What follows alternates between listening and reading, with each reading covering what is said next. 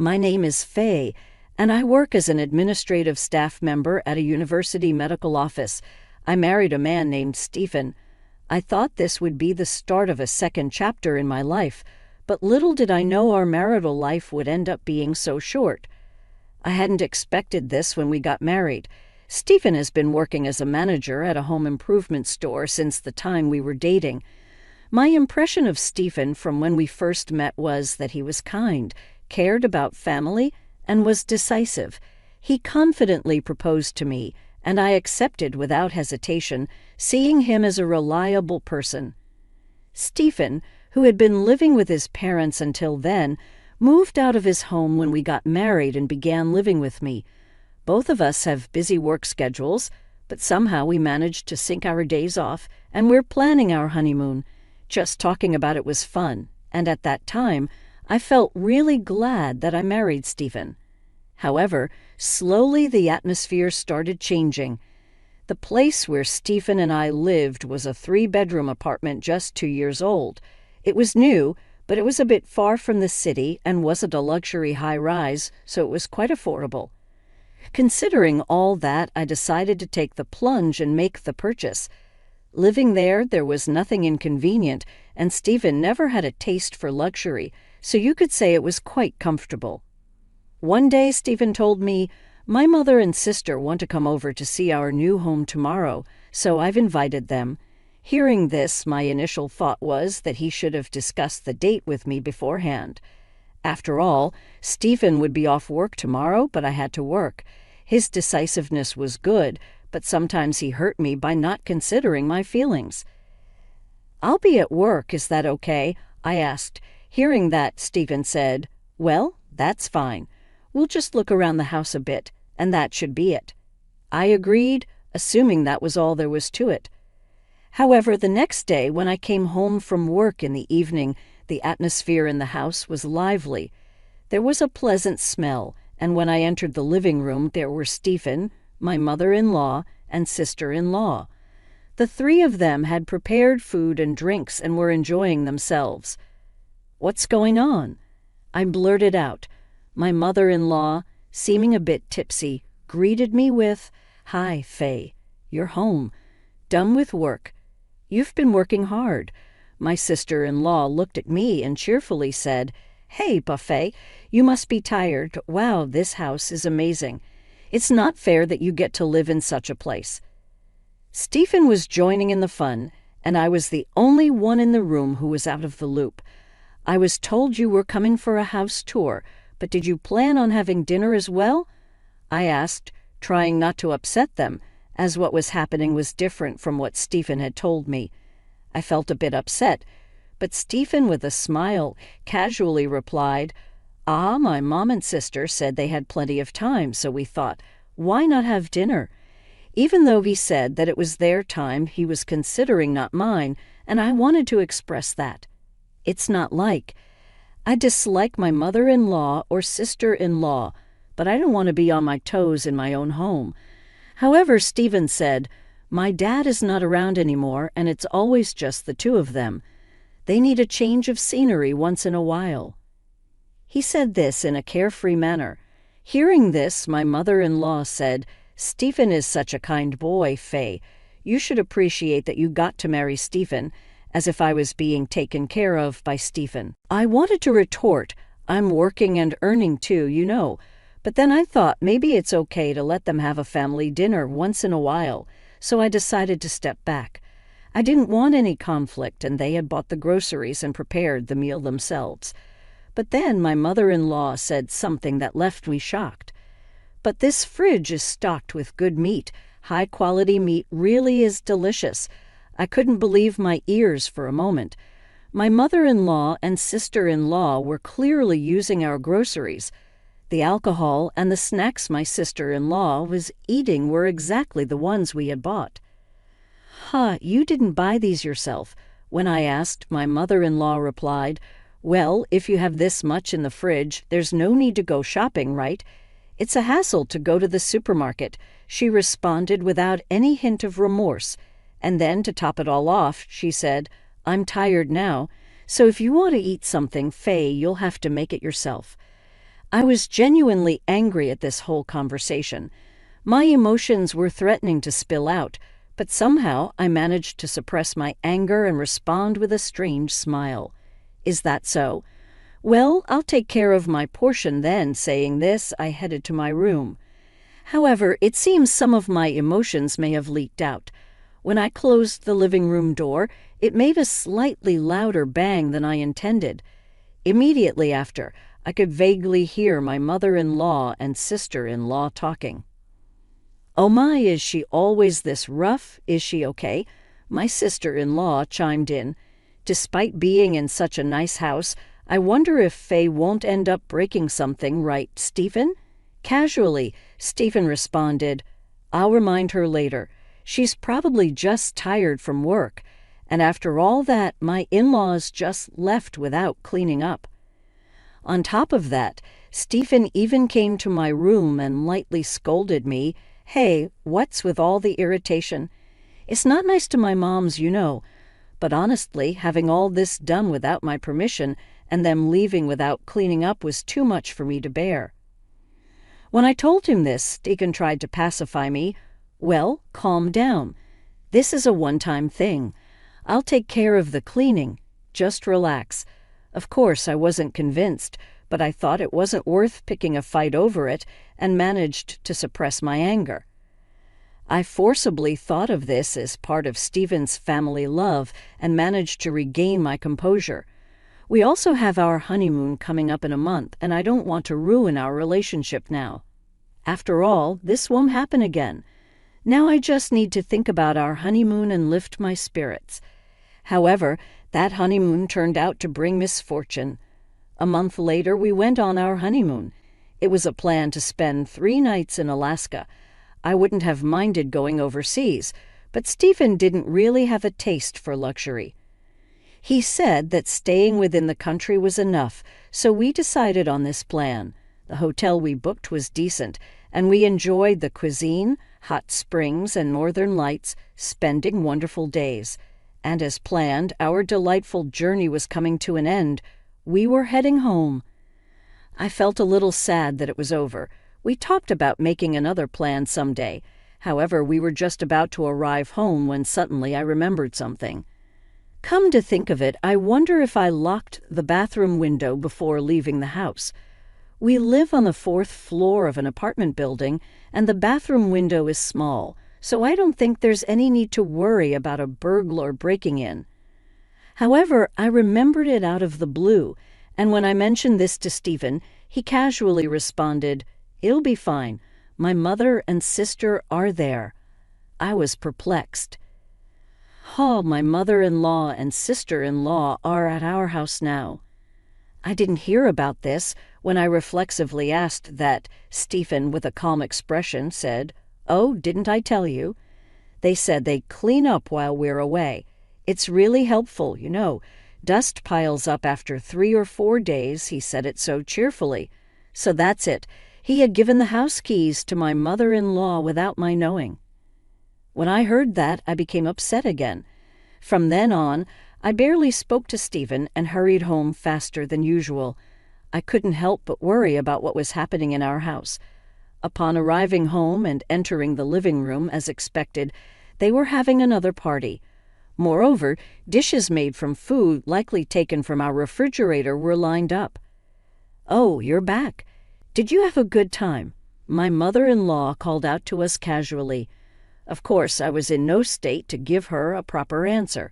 She said something about cleaning up, but the place was messier than before, and on top of that, there seemed to be more bags from my mother-in-law and sister-in-law. When I saw all that, I could almost hear the last straw breaking inside me. "Enough! What are you doing? Please go home. This is our house. It's a problem if you keep doing as you please." I couldn't help but blurt out my frustrations. Upon hearing this, my mother-in-law said, "Okay, why are you so upset? You're in no position to say that. This is Stephen's house, so there should be no problem whatever we as his family do." My sister-in-law chimed in with a somewhat arrogant attitude. "That's right, Faye. If anything, we should have more right to live here than you. I just can't understand their way of thinking. Hey, I'm paying for this house too. You know, it's my house as well, so I need you to get my permission too. I was filled with a feeling that I didn't want to hold back anymore. There was also a concern that if I didn't retort, they would get carried away. But what drove me further was the unexpected Stephen. Hey, Faye, you need to stop. How can you speak to my family like that? We're all going to live here from now on. Don't be so selfish. Upon hearing his words, I was momentarily stunned. Live with these in-laws, was it decided without my knowing again? When that thought crossed my mind, I couldn't help but retort back to Stephen. So why do you decide on your own without telling me? Can't you consult with me at least once? Who's being selfish here? Don't be ridiculous. The cheerful atmosphere from our honeymoon trip was nowhere to be found. The room had completely turned into a battlefield. But it was Stephen, as always, who put an end to the tension. Enough. If you hate living here so much, Faye, you can leave, he commanded as if to finish me off. But his words had the opposite effect on me. They calmed me down. I must have come to realize that I couldn't go on living with these people anymore. And if that's the case, there's no reason for me to stick around with Stephen and the others. I could have asked Stephen, who said such a thing, "Are you sure about that?" But I didn't. However, my desire to avoid further involvement was stronger, so I allowed myself to say it casually, all the while grinning. Okay, got it. I'll be out of here in no time. I don't think my mother-in-law and sister-in-law understood why I was smirking, but they'll find out eventually. Afterwards, I quickly packed up only the essentials and left the house. Stephen's parting words were, "Cool off for a while," but I was already cool and had no intention of returning. He seems to think I'm coming back. I contacted my parents, asked to stay with them temporarily, started preparing for divorce, and began looking for a new place to live. Stephen tried calling me a few times, but I ignored him because I was busy with various things. But after about 2 months, I had settled into my new place. Remembering that I still had belongings at the house I shared with Stephen, I decided to take his call for the first time in a while, and right away I could tell that he was panicking. "Faye, finally? What are you doing? Come back now." He repeated this in a rush. That's right, Stephen thought I was coming back.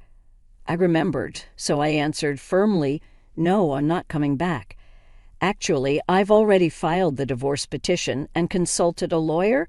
Let's talk about the property division." He was stunned. Divorce. Please, not that.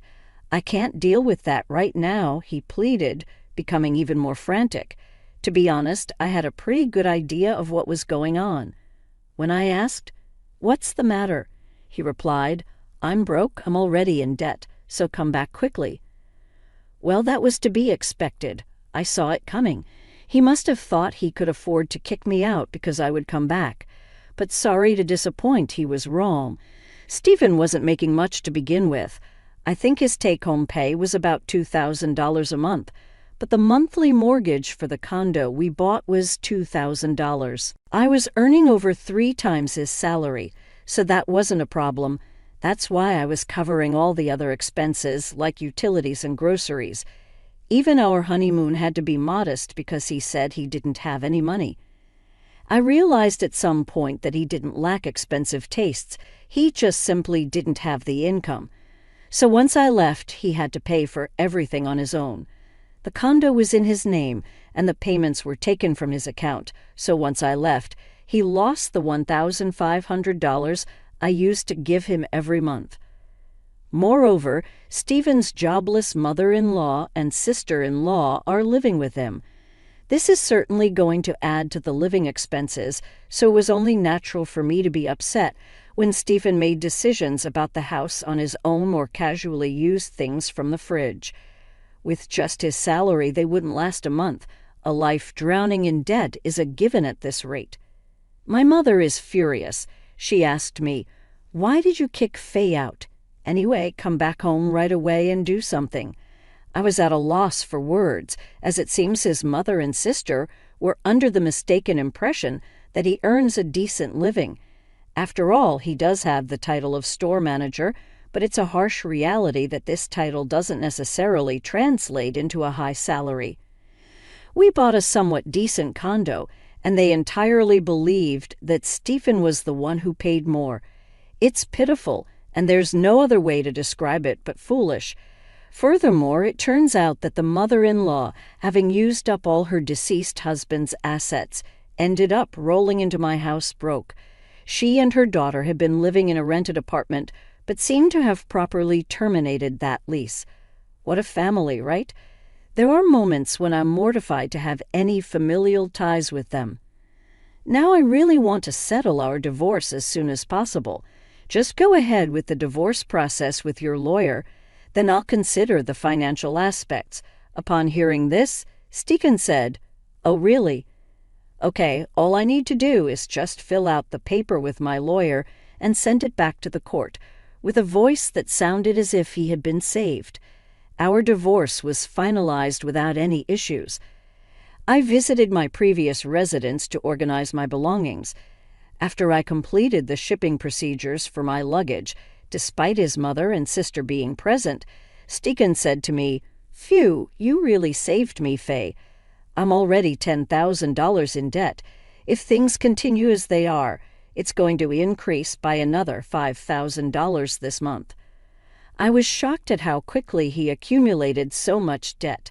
Apparently, his mother and sister have extremely poor spending habits. Despite this, they have no shame and are grinning while relying on my wallet. So I said, "Well then, about the money, how about your mother and sister start working? If 3 people work, it will somehow work out, right?"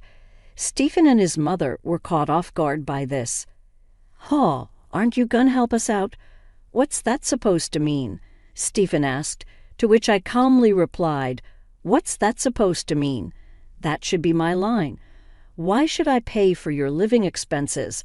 Earn your own share." I didn't say I would pay, I said I would think about it. So I came up with a way for you guys to live here. They all started to create a ruckus, saying, "This isn't what we agreed upon. Are you really our daughter-in-law?" So I said, "I'm not your daughter-in-law anymore, so good luck," and then got into my car and left my former residence.